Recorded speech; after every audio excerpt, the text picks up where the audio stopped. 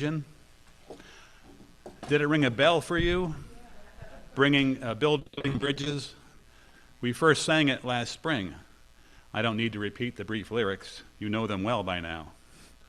On first hearing the hymn, I was taken by its gentle plea that we all reach across political divides to feel the bonds of our shared humanity. And today, too, that feeling came through. I wonder how the hymn made you feel. I did have a following thought, though, about the hymn, an if only thought. If only that could happen. The bridging of divisions.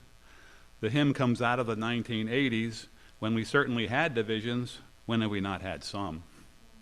To consider bridging divisions today seems to require a special act of, well, faith. Don't we hear every day about the divided state of our country? No, it's worse than that. We hear about polarization. Two sides having taken up opposite ends of a spectrum. It's worse than that even, because the polarization has become emotional. It's not just disagreement over policy and issues, it's active dislike of the other side, making enemies of them and ascribing to them the bad qualities of character and low intelligence that are always pinned on enemies. And to go even further, it seems that there is a mutual incomprehension between the two sides. Mutual incomprehension. The sides cannot comprehend some aspects of the other's thinking at all. An example that flies to my mind right away, since I'm on what we call the liberal side, is the January 6, 2021 assault on the U.S. Capitol. In what alternate universe can a crime spree now be dismissed and even celebrated? Incomprehensible. I would have to presume that, on the other side, there is a similar inability to comprehend how we can advocate for the things we do. That is my first point. That is my first point, that division on the level of national politics may have reached a height equal to that of the 1960s. I had been thinking about division anyway before the hymn, and living it to a certain extent, like many others, but the hymn sent me on a journey as I looked into its background, which has led me to speaking to you today about this social and personal phenomenon of division. I haven't found it possible to discuss it nonpartisanly. I hope what follows may help explain why. I'll tell you first about the origin of the hymn. When I noticed the author at the bottom of the hymnal page was the Greenham Women's Peace Camp, I was nudged to follow up. What I found from Google and Wikipedia surprised me. First, because the Peace Camp was the most sustained and successful women's protest movement since the height of women's suffrage demonstrations in the 1910s. Yet I knew nothing about it. Where had I been? And second, because as I read about what these women were doing and caught the flavor of their impassioned crusade, the gentle religious tone of building bridges seemed actually not to reflect the spirit and temper of these mainly British women. Through the 1980s, thousands of them in a semi-permanent encampment agitated for the removal and destruction of 96 nuclear-tipped missiles from the Greenham Commons Royal Air Force Base. It's a colorful and inspiring history that you can look into on the internet and in books and articles. What I will say more about here is music, song, which was important to the tight solidarity of the Greenham women. They sang familiar songs of protest, but often created their own lyrics. Many examples that I came across are quite a contrast to building bridges.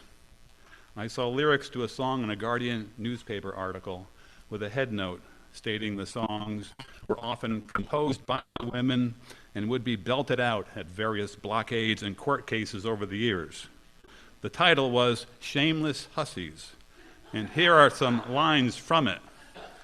We're shameless hussies and we don't give a damn. We're loud, we're raucous, and we're fighting for our rights and our sex and our need to be free. The fragile, docile image of our sex must die.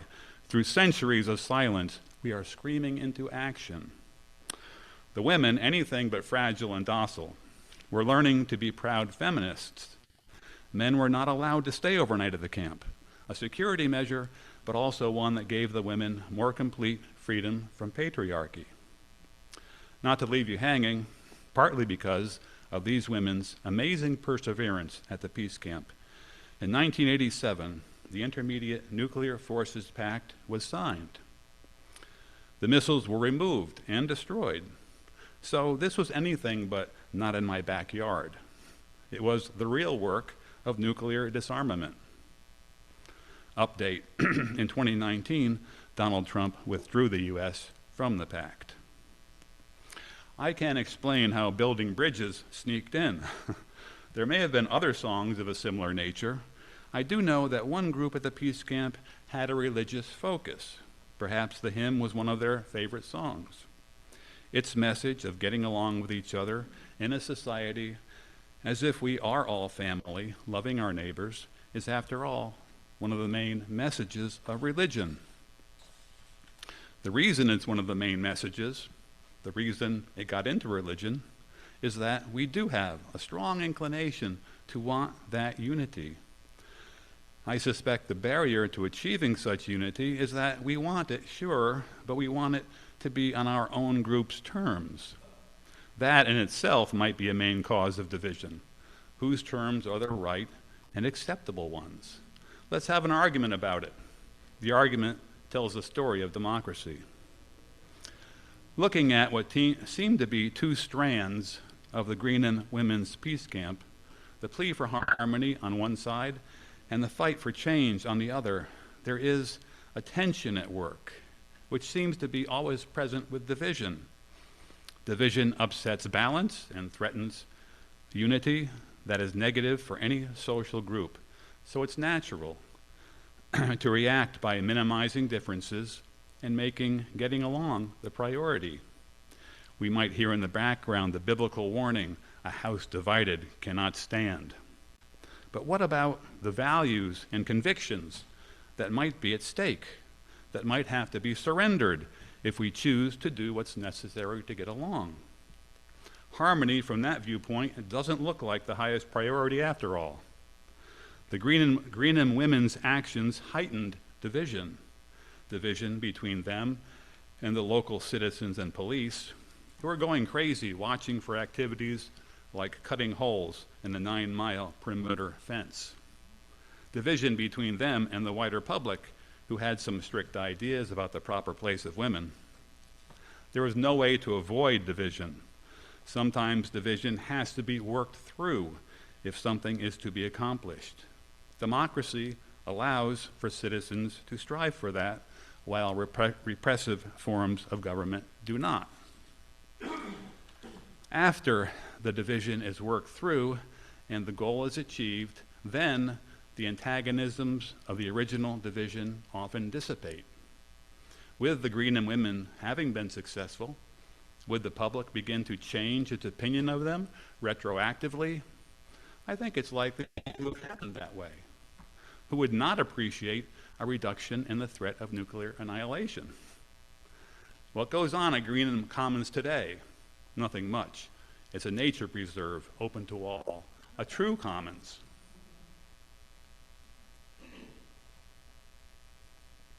The reality of today is that for Unitarian Universalists or anyone else who would take its 7 principles or 6 core values to heart, it's a time of working through division in order to end up in a better place than where the national government wants to take us. Events are happening fast and going in the wrong direction. That is my second main point, that even if reaching out does happen, it will not end the contention because the issues are of such high significance. There is a huge difference, too, between working through division and creating division for the sake of consolidating power.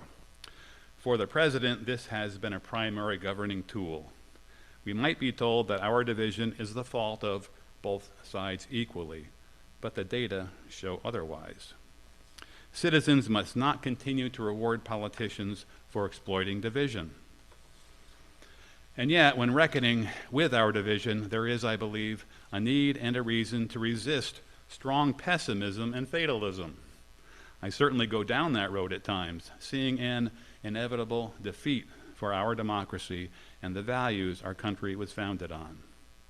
Observers who know more about history than I do, people like Heather Cox Richardson and David Brooks, say these times are by no means the only ones in which the country appeared willing to succumb to rule of the few. There is a pattern of rupture and repair, as Brooks says. Richardson reminds us that most of what the administration aims to achieve does not have popular support. Now let me go down a step here. Division gets personal. It affects us at the local level on which we live. That's part of the day-to-day challenge and reckoning with it.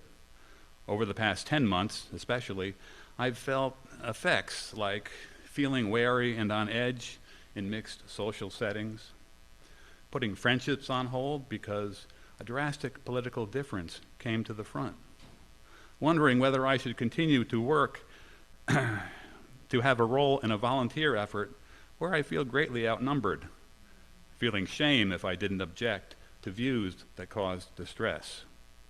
I've been fortunate not to have had family relationships disrupted by politics, but many other people report this happening. Withdrawing is a temptation, particularly in a region where so many voters went the other way, or if they didn't vote, still think things are going well. Withdrawing might be a relief, but probably also a mistake. There would be fewer ways to contribute to a greater good. Consider Abraham Lincoln's first inaugural address, in which he spoke of bonds of affection persisting despite grave differences in the country in 1861. We are not enemies, but friends. We must not be enemies. Though passion may have strained, it must not break our bonds of affection. The mystic chords of memory will swell when again touched, as surely they will be by the better angels of our nature. This was pure eloquence. As we know, the eloquence wasn't enough, and a month later, North and South were indeed mortal enemies. Lincoln would not give in on the South's determination to break the Union. He would have to invite the more severe division of war to keep the country whole. I like his bonds of affection, though, and want to feel them. We're not in as desperate a situation as we were in 1861. The surprising and for me somewhat confounding repeated discovery is that we all do share so much humanity not touched by the big issues of the day. When we relate to one another on the level of beings with very similar emotional makeup and whose most significant life experiences are also similar, it does almost seem as though politics are inconsequential. And to continue to have this experience of shared humanity going deeper than our views on issues is important to avoid falling into what one writer called a collapse of civic empathy, in which one side no longer cares about the welfare of the other. The well-being level of the entire society will take a big hit. I find it helpful to sometimes take part in local groups where everyone understands that national politics should in general be kept private. That is, in order for people to be able to work together smoothly. Much common ground opens up when the concerns are local, and often you can't tell where someone might stand on national politics. I think what Clyde Humphrey has done as a leader of Page County Democrats is a good model of strong advocacy for candidates combined with bipartisan initiatives such as public forums on many issues of common concern. He and the committee also sponsor an organization that puts into action for the whole community things that everyone cares about. You could ask Clyde for details. But what about engaging with the views of citizens with whom we strongly disagree on the direction of the country? Is there a good reason and purpose for doing that? Would there only be defensive argument and little listening? Ira Chaleff spoke to us last spring on the occasion of the publication of his book, To Stop a Tyrant. He does make a point of listening to the opposition because he must be accurately informed instead of making assumptions about what opponents are up to. And if he should speak to someone whose views he finds strange or alarming, he doesn't argue, but tries to comprehend how the person came to occupy that space. So a habit of curiosity can be a helpful tool. I recall on first coming to UU Bridge, Hal Hunter spoke about the organization Better Angels, now called Braver Angels. This and organizations like it bring people of opposing views together in dialogue. The main objective is to listen to each other. A premise of the exercise is that because of our differing histories and circumstances, we have only limited insight into the lives and minds of others. Megan McArdle, a few days ago in the Washington Post, wrote, "The most important answer is that this country needs fewer impassioned denunciations and more understanding of our opponents as complicated people who can hold bad ideas while also exhibiting praiseworthy virtues." And so my last point really involves the how of advocating for both change and preservation. The part that involves engaging with those who oppose us should be about trying to communicate with them if it's to have success. In closing, I'll refer again to our hymn, Building Bridges, to acknowledge that we might have trouble seeing the plea of the hymn in practical terms because of the width of the gulf that faces us and the division that might have to stand as we work through it. I'm thinking again of what the Greenham women had to do. It is challenging, not easy, to keep love at the center, but to adopt the hymn's spirit in spite of that difficulty is an act of faith that appears best for our spirits and our communities as well. Thank you for listening.